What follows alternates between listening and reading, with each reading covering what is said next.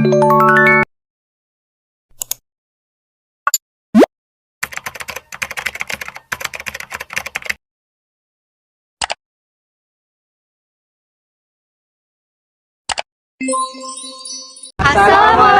warahmatullahi wabarakatuh. Halo semuanya. Perkenalkan, kami siswa-siswi dari SMA Negeri 1 Pangkalan Kerinci kelas 11-6 kelompok Alkaneum. Dalam video kali ini, kami akan menjelaskan perbedaan pengobatan patah tulang secara tradisional dan secara medis atau modern. Dengan saya, Noni Nevelina, Saya Atifah Arzakina. Saya Perkara Siritongan. Saya Razan Muhammad Hafiz. Saya Paulus Mamuntong. Saya Gabriel Madur. kalau misalnya bagian yang patah, Pak, kadang ada bagian yang susah. Tingkat kesulitan bagi patah tulang untuk pengobat patah tulang itu ada tingkat kesulitan. Tingkat kesulitan yang paling sulit itu patah tulang yang di bagian depan dekat di antara leher dan bahu, ya, di depan ada tulang. Ada tulang yang di dekat leher dan bahu.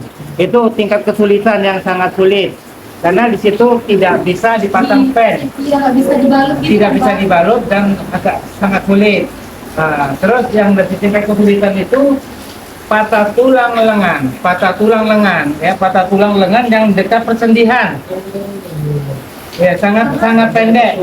Jadi itu sangat sulit penyembuhan, bukan sulit penyembuhan, sulit dia normal karena dia patahannya itu dekat persendian lengan.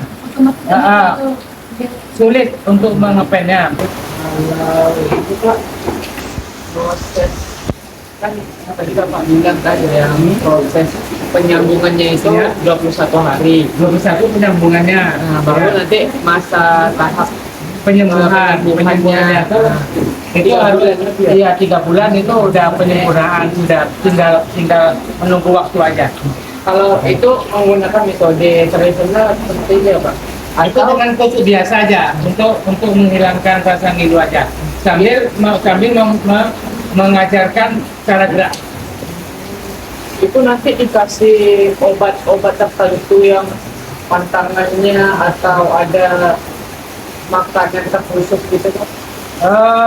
Itu memang betul, ada makanan khusus itu seperti ikan gabus, minyak ikan gabus, ya, karena itu efektif betul untuk penyembuhan atau penyembuh luka atau penyambung. Pak, intinya kan pasti ada makanan atau minuman yang nggak boleh dikonsumsi oleh pasien ya Pak? Iya. Dari masalah pengobatan. Iya. Itu apa Pak? Itu gini, ya, untuk makanan yang tidak boleh dikonsumsi itu yang mengandung rasa nyeri, contoh makan mentimun, ya, toge, Itu pantangannya, Pak. tidak boleh dimakan karena itu bisa mengakibatkan rasa ngilu, ya. Timun, toge, terus buah semangka, kalau bisa jangan dikonsumsi, ya. Apabila itu bagi orang-orang yang normal, bagi orang-orang yang penderita diabetes, apabila patah tulang itu memang harus ke medis. Karena memang kalau orang diabetes itu bisa menimbulkan Luka yang berbahaya, makanya harus ke medis. Berarti sebelum kita mengobati kita juga nanti Tanya dulu usia, karena usia. Oh, faktor usia ya Pak? Lama tidaknya itu penyambungan itu tergantung usia. Usia semakin dia tua, semakin lama. Jadi yang sangat mudah diobat penyambungan itu bagi anak-anak itu sangat mudah. Karena dalam masa tahap Iya, pertumbuhannya Pak? Masa pertumbuhan dan mudah masa penyambungan. Karena masa zat kapur itu masih lengkap, tidak berlebih dan tidak berkurang. Kalau sudah masa tua, dia mengandung zat kapur tinggi, ya, dan zat besi yang tinggi. Nah, jadi di situ takut mempengaruhi sisi penyambungan tulangnya. Karena zat di dalam tubuh manusia itu tidak ada kalsium, ada protein, ada semuanya, zat kapurnya itu penyambung. Semua sudah ada di dalam. Tukang terapi ini hanya meluruskan aja, meluruskan, mendudukkan. Obatnya sudah ada di dalam tubuh manusia. Untuk pemasangan pen, sebelum pemasangan pen itu, maka kita luruskan dulu, mendudukkan posisi tulang. Dengan posisi tulang yang sudah mapan, maka arahkan seperti ini, diarahkan seperti ini. Nah, diarahkan seperti ini agar dia lurus, tulang yang patah itu duduk kembali. Baru kita ikat dengan cara seperti ini. Inilah caranya supaya agar dia tidak membengkok, maka kita bungkus dengan cara yang kuat. Tapi jangan terlampau kuat. Apabila terlampau kuat, maka akan timbul pembengkakan di bawah. Apabila pembengkakan di bawah, berarti oksigen itu kurang lancar. Maka kita kendorkan kembali, lalu kita ikat kembali dengan yang lebih tidak lebih padat, agar oksigen dalam tangan tadi itu selalu mengalir. Apabila terjadi penyumbatan oksigen tadi, dikhawatirkan akan menjadi pembengkakan yang serius. Maka inilah cara-cara untuk mengatasi patah tulang yang sangat efektif, yang sangat mudah dan sangat murah, ya. Inilah caranya. Di sini ini sudah terjadi pembalutan sehingga patahan tulang tadi tidak membengkok. Gimana cara penyembuhannya sekarang ini? Oh, oke. Kalau untuk patah tulang, ketika kita menjumpai pasien dengan dugaan patah tulang, jadi kita harus melakukan tindakan yang pertama itu pemeriksaan fisik, anamnesa dulu ya. Anamnesa itu bertanya nih, awalnya kejadiannya seperti apa, terjatuh, ada trauma atau tidak ya. Kemudian kita lihat dari pemeriksaan fisiknya, apakah misalnya contohnya patah tulangnya misalnya di tangan gitu ya, apakah ada pembengkakan, kemudian ada luka terbuka. Nah, kalau sudah seperti itu ditangani dulu luka terbukanya. Tapi kalau dia tertutup, mungkin angka selanjutnya adalah pemeriksaan penunjang. Jadi memastikan patah atau tidak harus di ronsen terlebih dahulu kalau di medis. Lalu dari hasil ronsen memang dijumpai patahan, baru akan dilakukan tindakan sesuai dengan jenis patahannya gitu. Jadi kalau misalnya yang patah itu hanya di ujung jari, lalu patahnya itu hanya sedikit, mungkin itu tidak harus dilakukan tindakan yang bagaimana, mungkin cukup dipasang gips aja gitu. Atau kalau dia cuma yang di ujung jari kecil ada aja, kadang cuma di seperti apa ya, kalau anak PMR itu yang dipasang penyangga itu. Nah, jadi ada juga. Makanya kalau kalau di patah tulang, di dukun patah tulang, biasanya mereka juga menggunakan teknik yang sama. Terus kan sembuh juga ya. Nah, mungkin pada saat itu kondisi patah tulangnya memang hanya sedikit. Jadi sebenarnya tulang itu pada akhirnya juga dia akan menyatu dengan sendirinya, karena kita tubuh ini kan selalu membentuk sel baru ya, termasuk juga tulang. Jadi kalau patahnya retak sedikit ya, tapi kalau patahnya baru besar dan dengan luka terbuka, nah mungkin itu nanti yang lebih membutuhkan tindakan medis yang lebih luas, seperti di meja operasi misalnya. Kalau yang pemasangan pen itu, Bu? Nah, itu untuk patah tulang yang terbuka biasanya, atau patah tulang yang tertutup tetapi patahnya itu memang patah tebu ya, patahnya itu memang full di satu tulang itu, seperti itu, baru dilakukan pemasangannya. Pemasangan gips tadi itu waktu dia terbuka, kalau dia tertutup dia nggak perlu pemasangan gips. Kalau dia tertutup tapi kondisi patahnya full di satu tulang, itu tetap butuh gips.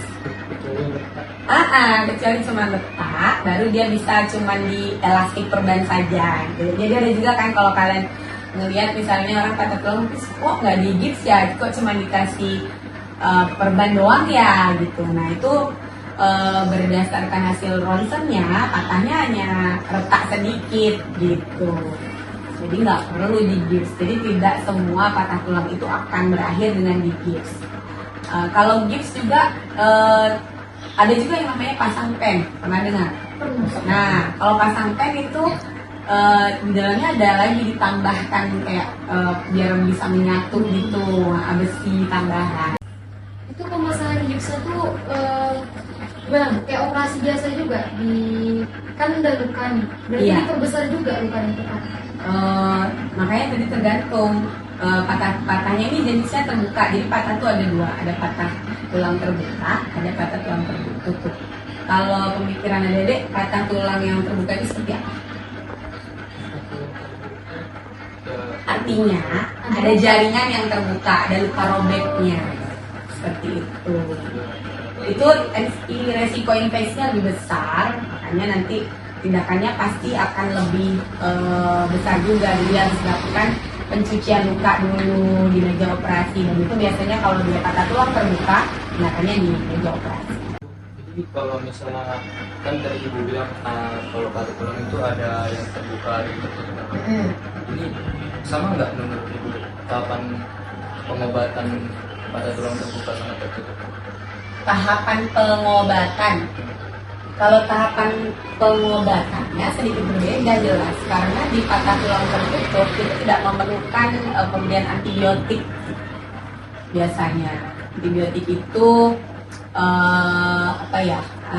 obat yang dimasukkan untuk memerangi kuman atau bakteri. Gitu. Tapi kalau patah tulang tertutup dia tidak pakai antibiotik. Obesitas sedang di pen Iya. di tahap penyembuhan. Iya. Itu dianjurkan lebih banyak bergerak atau diam. Kalau sudah dalam tahap penyembuhan lebih banyak mobilisasi sebenarnya. Jadi jangan kayak takut bergerak yang biasanya ya benar-benar full nggak ada gerak nih, malah tidak mempercepat penyembuhan gitu. Malah dia kalau memang sudah di tahap pemulihan, misalnya sudah kayak seminggu lebih gitu ya, nah itu perbanyak mobilisasi. Tapi dengan gerakan yang tidak boleh dipaksakan, jadi pelan-pelan saja. Kalau kayak nyeri, hentikan dulu. Nanti kalau kayak udah bisa dicoba lagi, ya dicoba lagi dulu. Seperti itu. Ada makanan yang disarankan gitu kok untuk pasien yang mengalami Patah tulang. Ya. Kalau untuk patah tulang mungkin bisa dengan makanan yang tinggi kalsium seperti ikan, susu, atau buah-buahan juga bisa. Dan kalau dia nanti dengan luka terbuka mungkin bisa ditambahkan dengan makanan tinggi protein seperti ikan gabus atau putih telur. Karena kalau ada luka terbuka, kita kan berharap luka terbukanya ini cepat menutup ya, karena itu menjadi jalan masuk kuman gitu ya. Nah, kalau kita memberikan makanan tinggi protein, itu kan pertumbuhan sel akan lebih cepat. Nah, jadi harapannya lukanya akan merapat dengan lebih cepat. Seperti itu. kalau makan tantangan itu ada nggak? Tidak ada. Kira-kira waktu penyembuhannya berapa lama Bu? Tergantung dari patahannya. Kan tadi jenisnya macam-macam ya. Kalau untuk patah tulang tertutup mungkin lebih cepat ya. Dan itu juga banyak faktor yang mempengaruhi ya. Jadi dari pola makan pasiennya, nutrisi, kemudian mobilisasi, pergerakan pasiennya. Gitu. Kesimpulan dari perbedaan pengobatan patah tulang secara tradisional dan secara medis ataupun modern adalah let's go! Nah, pertama itu ada pengobatan patah tulang itu lebih efektif mana sih? Medis atau tradisional ya? Nah, jawabannya itu adalah pengobatan secara medis. Karena pengobatan secara medis lebih efektif dan lebih terjamin ya teman-teman daripada pengobatan tradisional. Nah, yang kedua, pengobatan secara tradisional biasanya menggunakan ramuan, minyak, dan obat-obatan untuk meredakan nyeri, sehingga bahan-bahannya lebih aman dan sehat. Sementara pengobatan secara modern biasanya menggunakan bahan-bahan yang mengandung kimia untuk meredakan sakitnya atau nyerinya. Perbedaan penanganan patah tulang pada tradisional dan modern. Nah, yang pertama ada tradisional. Tradisional ada pertama dasarnya kita akan mengkusut telapak tangan agar aliran darah ini lancar. Yang kedua, kita menyaki bagian yang patah tulangnya. Setelah diminyaki, kita balut menggunakan kain. Setelah dibalut, kita siapkan paralon ataupun bambu yang telah kita belah menjadi 3 bagian. Setelah itu kita rekatkan dan kita balutkan lagi menggunakan kain. Sedangkan di modern, kita menggunakan pen. Pen itu fungsinya untuk menghubungkan 2 tulang yang telah patah. Nah, berikutnya itu pengobatan secara tradisional cenderung lebih lama. Ada beberapa faktor yang mempengaruhi hal itu. Nah, faktor pertama yaitu dari segi pemberian obat-obatan. Bila secara tradisional, obat-obatan yang diberikan cenderung alami atau herbal. Sedangkan kalau secara medis, obat-obatan yang diberikan seperti antibiotik dan obat-obatan kimia lainnya. Sehingga itu mempengaruhi proses penyembuhan. Dan juga seperti yang dikatakan Paulus dari segi penanganannya juga. Nah, yang terakhir, secara dana finansial. Secara umum, pengobatan tradisional cenderung lebih terjangkau secara finansial karena menggunakan bahan-bahan alami yang mudah didapatkan. Di sisi lain, pengobatan modern, terutama yang melibatkan proses operasi fisik yang dirawat secara intensif, dapat menjadi lebih mahal karena biaya peralatan medis, biaya tenaga medis, dan biaya perawatan yang terkait. Namun, biaya juga dapat bervariasi tergantung dengan jenis negara, jenis asuransi kesehatan, dan fasilitas medis yang digunakan. Sekian dari kami. Semoga bermanfaat. Dadah. Dadah.